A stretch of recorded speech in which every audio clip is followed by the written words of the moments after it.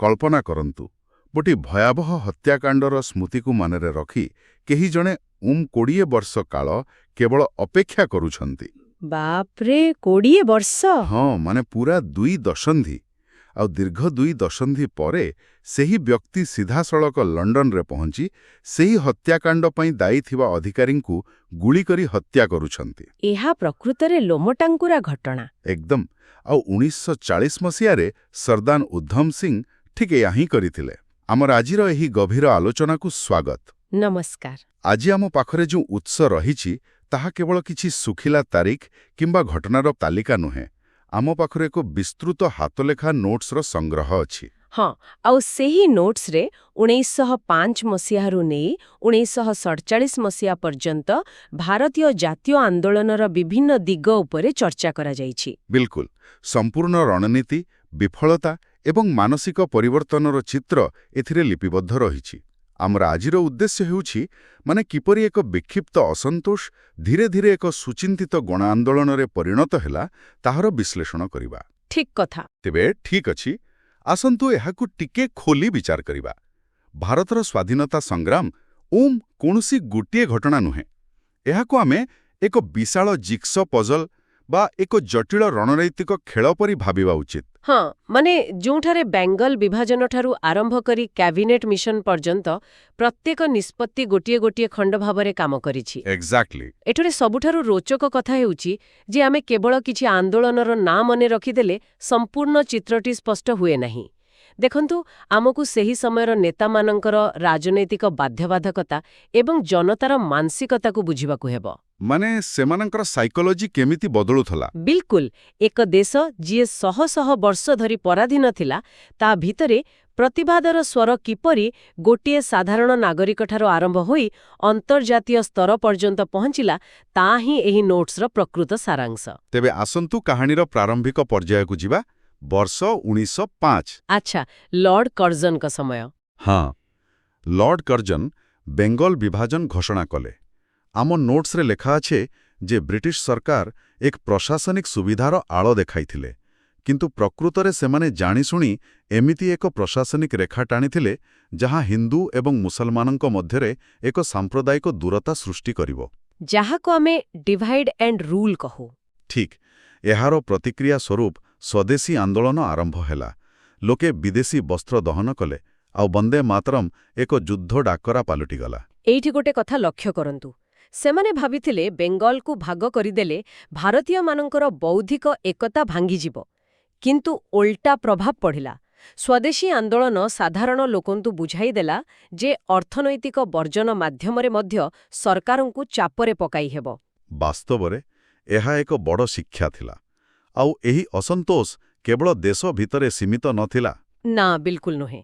ଯଦି ଆମେ 1914 ମସିହାର କୋମାଗାଟାମାରୁ ଘଟଣାକୁ ଦେଖିବା। ସେଇ ଜାହାଜ ଘଟଣାଟି। ହଁ, ଗୁରଦିତ ସିଂଙ୍କ ନେତୃତ୍ୱରେ 376 ଜଣ ପଞ୍ଜାବୀ ଯାତ୍ରୀ ଏକ ଜାପାନୀ ଜାହାଜରେ କାନାଡା ଯାଇଥିଲେ। କିନ୍ତୁ ବ୍ରିଟିଶ ଚାପରେ ସେମାନଙ୍କୁ ସେଠାରୁ ଫେରାଇ ଦିଆଗଲା, ଆଉ କଲକାତାରେ ପହଞ୍ଚିବା ପରେ ସେମାନଙ୍କୁ ଉପରେ ଗୁଳି ଚଳାଗଲା। ଏହା ବହୁତ ଦୁଃଖଦାୟକ। ଏକଦମ। ଏହା ପ୍ରମାଣ କରିଦେଲା ଯେ ଜଣେ ଭାରତୀୟ ଦୁନିଆର ଯେଉଁ କୋଣରେ ଥିଲେ ମଧ୍ୟ ବ୍ରିଟିଶ ସାମ୍ରାଜ୍ୟବାଦର ଶିକାର ହେବାକୁ ବାଧ୍ୟ। ସତରେ ଏହି ଘଟଣାଗୁଡ଼ିକ ଅନ୍ତର୍ଜାତୀୟ ସ୍ତରରେ ମଧ୍ୟ ଏକ ପ୍ରକାର କ୍ରୋଧ ସୃଷ୍ଟି କରୁଥିଲା। କିନ୍ତୁ ଏଠାରେ ହିଁ କଥାଟି ବହୁତ ରୋଚକ ହୋଇଯାଏ। କେମିତି? କାରଣ ଗୋଟିଏ ପଟେ ଲୋକଙ୍କ ଭିତରେ ରାଗ ଥିଲା, ଅନ୍ୟପଟେ ଆମ ନେତାମାନଙ୍କ ଭିତରେ ବିବାଦ ଚାଲିଥିଲା।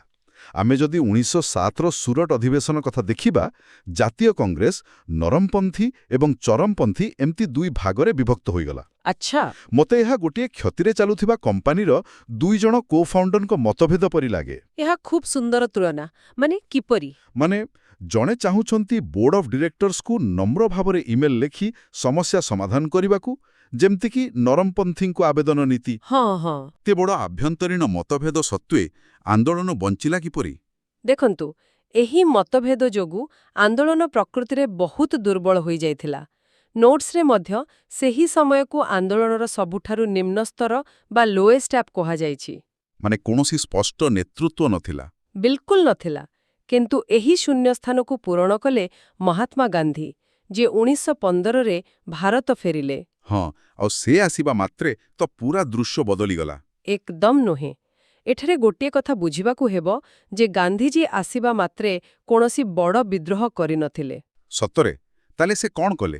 ସେ ପ୍ରଥମେ ସାଧାରଣ ଲୋକଙ୍କର ମୌଳିକ ସମସ୍ୟାକୁ ବୁଝିଲେ। 1917ରେ ଚମ୍ପାରଣରେ ଯେତେବେଳେ କୃଷକମାନଙ୍କୁ ନିଜ ଜମିର 20 ଭାଗରୁ 3 ଭାଗରେ ବାଧ୍ୟତାମୂଳକ ନୀଳ ଚାଷ କରିବାକୁ ବାଧ୍ୟ କରାଯାଉଥିଲା, ସେଠାରେ ସେ ଆଇନ ଅମାନ୍ୟ କଲେ। ଆଚ୍ଛା, ଯାହାକୁ ତିନକାଠିଆ ପ୍ରଥା କୁହାଯାଏ। ହଁ, ଠିକ୍ କହିଲେ। ତାପରେ ଅହମ୍ମଦାବାଦ ମିଲ୍ ଧର୍ମଘଟରେ ପ୍ଲେଗ ବୋନସ୍ ପାଇଁ ଶ୍ରମିକମାନଙ୍କ ସହ ମିଶି ପ୍ରଥମ ଥର ଅନୁଶୋଚନ କଲେ। ତାପରେ ଖେଳାରେ ମଧ୍ୟ କୃଷକମାନଙ୍କ ପାଇଁ ଲଢ଼ିଲେ।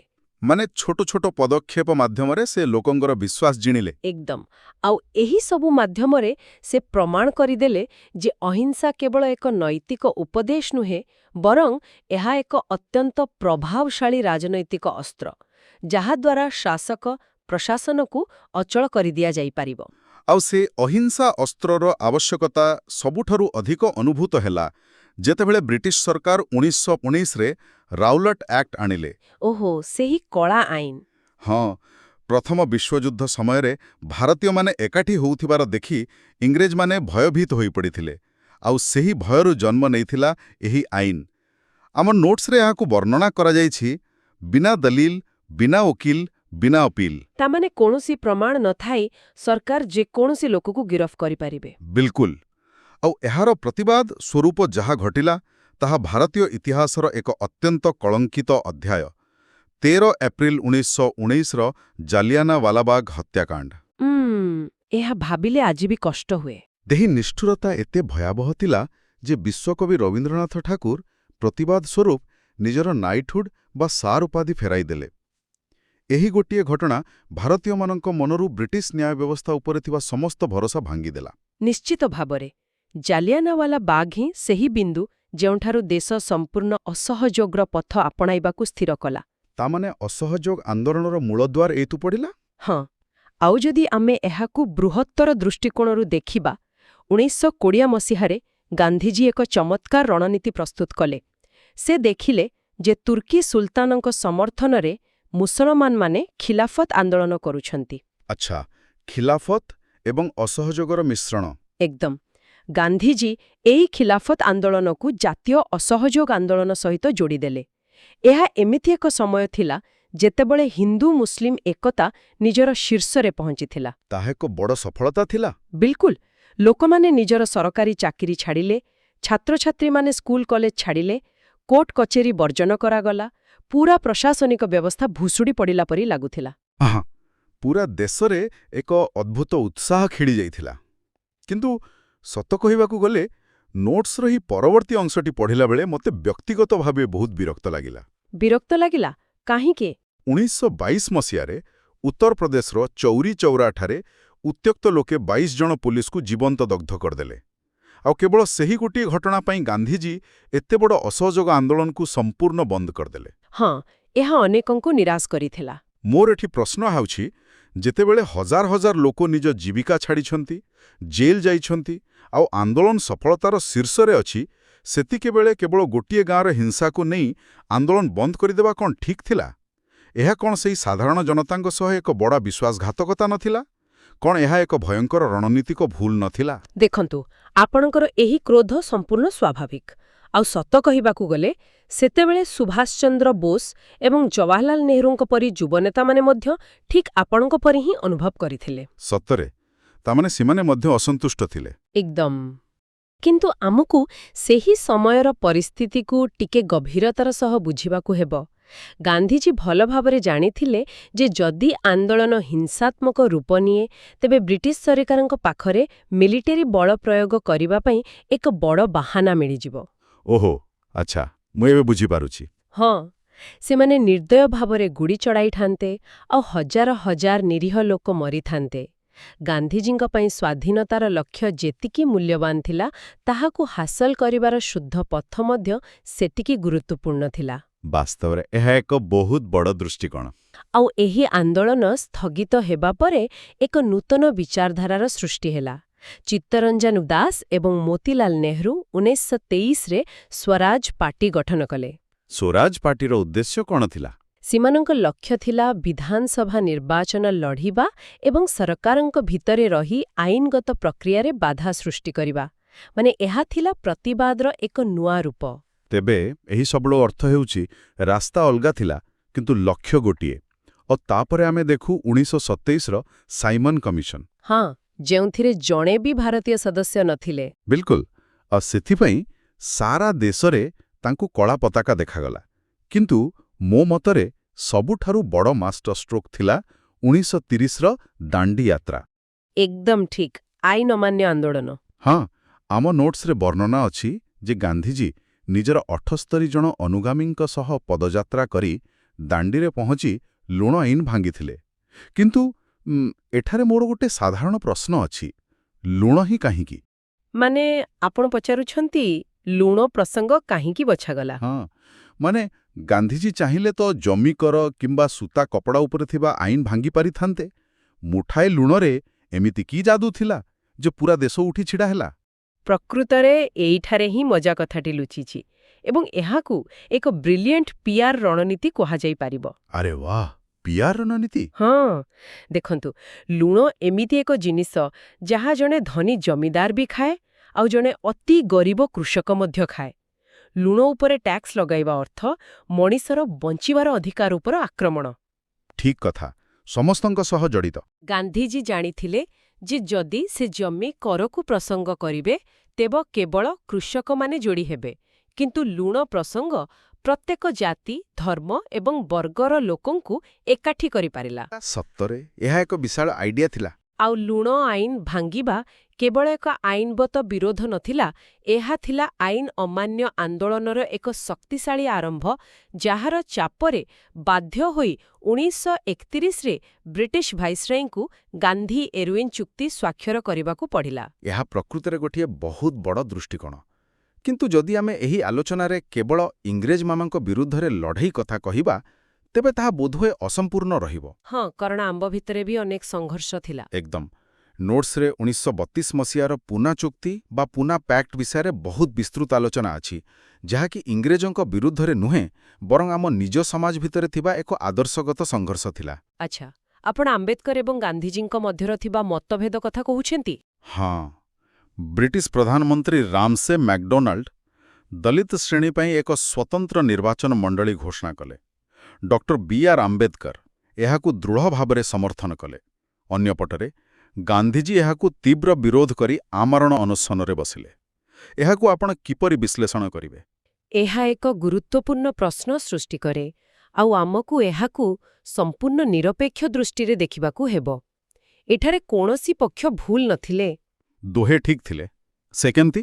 ଦେଖନ୍ତୁ, ଆମ୍ବେଦକରଙ୍କ ଯୁକ୍ତି ଥିଲା ଯେ ଶହ ଶହ ବର୍ଷ ଧରି ବର୍ଣ୍ଣ ବୈଷମ୍ୟ ଏବଂ ସାମାଜିକ ଶୋଷଣର ଶିକାର ହୋଇଥିବା ଦଳିତ ସମ୍ପ୍ରଦାୟ ପାଇଁ କେବଳ ଅନ୍ୟମାନଙ୍କର ଦୟା ଉପରେ ନିର୍ଭର କରିବା ଯଥେଷ୍ଟ ନୁହେଁ। ତାହା ବି ଠିକ୍ କଥା। ସେମାନଙ୍କର ନିଜସ୍ୱ ସ୍ୱର ଦରକାର।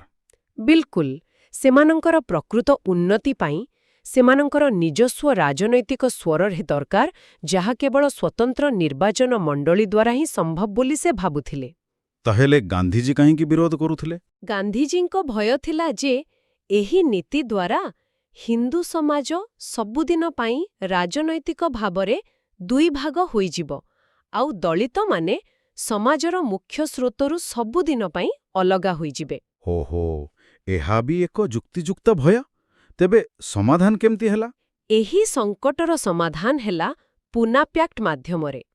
ଏଥିରେ ସ୍ୱତନ୍ତ୍ର ନିର୍ବାଚନ ମଣ୍ଡଳୀ ଦାବି ପ୍ରତ୍ୟାହାର ହେଲା, କିନ୍ତୁ ଏହା ବଦଳରେ ସାଧାରଣ ନିର୍ବାଚନ ମଣ୍ଡଳୀରେ ଦଳିତମାନଙ୍କ ପାଇଁ ସଂରକ୍ଷିତ ଆସନ ସଂଖ୍ୟା ବହୁଗୁଣା ବଢ଼ାଇ ଦିଆଗଲା। ଆଚ୍ଛା, ତାମାନେ ଗୋଟିଏ ବ୍ୟାଲେନ୍ସ କରାଗଲା। ହଁ, ଏହା ଥିଲା ସାମାଜିକ ସମାନତା ଦିଗରେ ଏକ ଜଟିଳ କିନ୍ତୁ ଆବଶ୍ୟକୀୟ ଆପୋଷ ବୁଝାମଣା।